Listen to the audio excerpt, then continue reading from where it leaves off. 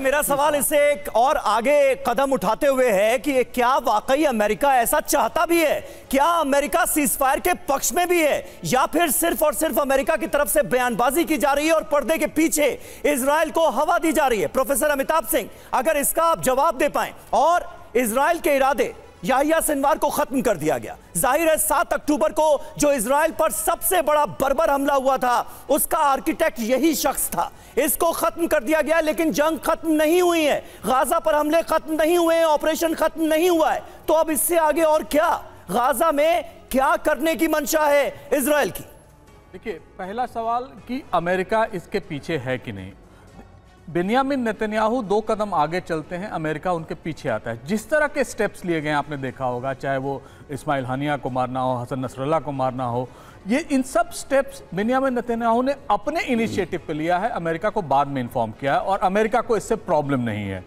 रही बात अगर ये गजा का करना क्या चाहते हैं, देखिए गजा में ये अब परमानेंट अपना प्रेजेंस चाहेंगे, चाहे वो पॉलिटिकल प्रेजेंस हो, एडमिनिस्ट्रेटिव प्रेजेंस हो या मिलिट्री प्रेजेंस हो, या ये तीनों हो। जिस तरह पैलेस्टीनियन अथॉरिटी चला रही है वेस्ट बैंक को, उस टाइप का अरेंजमेंट कुछ यहां भी करेंगे। लेकिन अभी भी युद्ध खत्म नहीं हुआ है, हमास खत्म नहीं हुआ है, क्योंकि जिस तरह आपने देखा इस्माइल हानिया जो मारा गया वो एक स्टैंड अलोन एक ग्रुप था, यानी वो कमांड नहीं कर रहा था हर ऑपरेशंस का। ना उसके पास कम्युनिकेशन इक्विपमेंट थे, ना उसके पास कुछ ऐसी चीजें थी जिससे पता चले कि ये कमांड कर रहा था। तो अब तक जो उसके पॉलिटिकल और मिलिट्री चीफ इस्माइल हानिया थी, एक धक्का लगा है, लेकिन जितने असले या उनके जितने साजो सामान बचे हुए हैं हमास के, अब वो उस पर डेस्परेट होकर फायर करेंगे। देखिए, शतरंज में एक नियम होता है, राजा सबसे अंत में मात दिया जाता है, अगर क्योंकि वो लीडरलेस नहीं हो। यहां ये मूवमेंट जो है लीडरलेस हो गया है।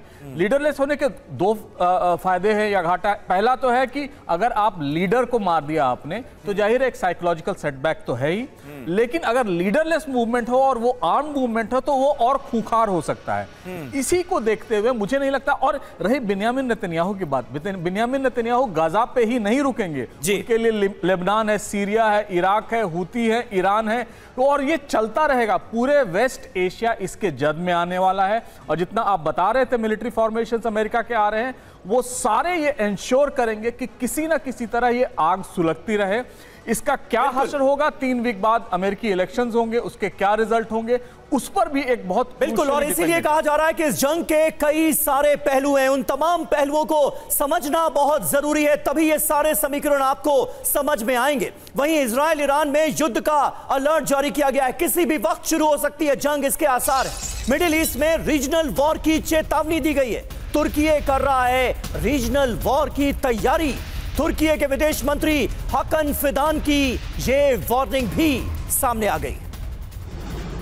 तो ये बड़ी खबर, मिडिल ईस्ट में रीजनल वॉर की चेतावनी जारी की गई है। तुर्की के विदेश मंत्री हकन फिदान की ये वार्निंग सामने आई है और तुर्की भी रीजनल वॉर के लिए खुद को तैयार कर रहा है। मिडिल ईस्ट में रीजनल वॉर की चेतावनी, किसी भी वक्त शुरू हो सकती है जंग, यानी चिंगारियां यहां पर भी भड़कती हुई नजर आ रही हैं और ये जंग अपना दायरा बढ़ाता हुआ सीधे तौर पर यह युद्ध नजर आ रहा है।